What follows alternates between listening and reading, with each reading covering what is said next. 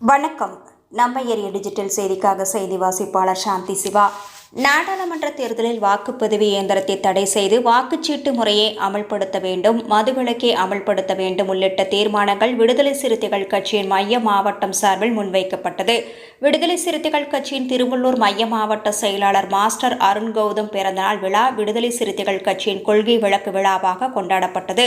திருவள்ளூர் ஒன்றிய செயலாளர் கோதண்டன் தலைமையில் நடைபெற்ற இவ்விழாவை ஒட்டி திருநின்றவூரிலிருந்து காக்கலூர் வரை வருகின்ற நாடாளுமன்ற தேர்தலில் வாக்குப்பதிவு இயந்திரத்தை தடை செய்து வாக்குச்சீட்டு முறையில் தேர்தல் நடத்த வேண்டும் என்பதை வலியுறுத்தி வாகன பிரச்சார விழிப்புணர்வு பேரணி நடைபெற்றது. இதைத் தொடர்ந்து காக்கலூரில் பொதுக்கூட்டம் நடைபெற்றது. இந்த பொதுக்கூட்டத்தில் சிறப்பு அழைப்பாளராக மாநில தலைமை நிலைய செயலாளர் பாலசிங்கம் கலந்து கொண்டு மைய மாவட்ட செயலாளர் மாஸ்டர் அருண் கௌதமி வாழ்த்தி பேசினார். இதைத் தொடர்ந்து அவர் பேசும்போது, ஒன்றிய பாஜக அரசு கடந்த நாடாளுமன்ற தேர்தலில் இவிஎம் மிஷின் எனப்படும் வாக்குப்பதிவு இயந்திரத்தின் மூலமாக வெற்றி பெற்றது. இந்த முறையும் அந்த இயந்திரத்தின் மூலமாக வெற்றி பெறலாம் என்று காத்திருக்கின்றனர். ஜனநாயகம் காக்கப்பட வேண்டும் என்றால், நேர்மையான முறையில் தேர்தல் நடத்த வேண்டும் என்றால், வருகின்ற நாடாளுமன்ற தேர்தலில் இவிஎம் எனப்படும் வாக்குப்பதிவு இயந்திரத்தை தடை செய்து பழைய நடைமுறையான வாக்குச்சீட்டில் தேர்தலை நடத்த வேண்டும் என வலியுறுத்தினார். மேலும் புரட்சியாளர் அம்பேத்கர் இயற்றிய அரசியலமைப்பு சட்டம் மற்றும் ஜனநாயகத்தை பாதுகாக்க வேண்டும், பூரண மதுவிலக்கை அமல்படுத்த வேண்டும் உள்ளிட்ட தீர்மானங்கள் நிறைவேற்றப்பட்டன. இந்நிகழ்ச்சியில் மாநில மாவட்ட நிர்வாகிகள், நகர ஒன்றிய நிர்வாகிகள் என ஏராளமானோர் கலந்து கொண்டனர்.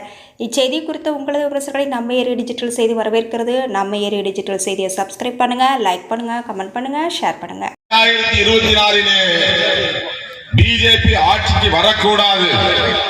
பிஜேபியும் மோடியும் எதன் மூலமாக ஆட்சிக்கு வருகிறார்கள் என்று சொன்னால், இவிஎம் மெஷின் மூலமாக ஆட்சிக்கு வருகிறார்கள்.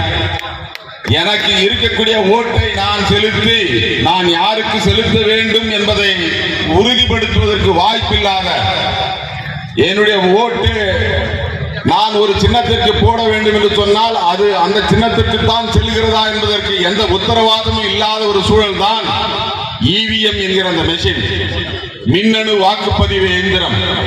அந்த எந்திரத்தின் மூலமாகத்தான் இன்றைக்கு மோடி 2 முறையாக ஆட்சிக்கு வந்திருக்கிறார்.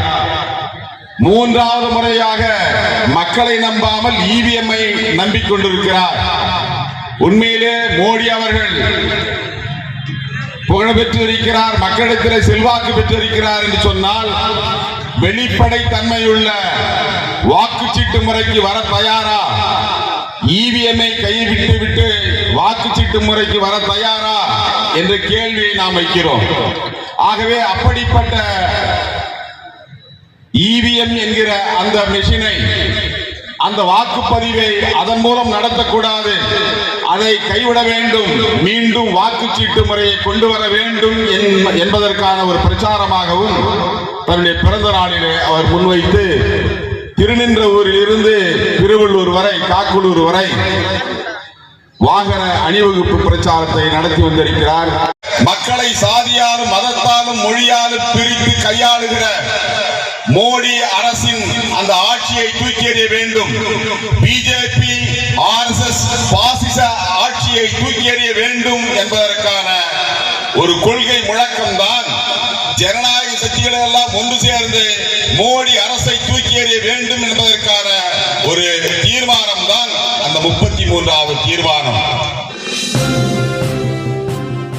செய்திகளை உடனுக்குடன் தெரிந்து கொள்ள சேனலை மறக்காம சப்ஸ்கிரைப் பண்ணுங்க, லைக் பண்ணுங்க, ஷேர் பண்ணுங்க, மறக்காம பெல் பட்டனை கிளிக் பண்ணுங்க.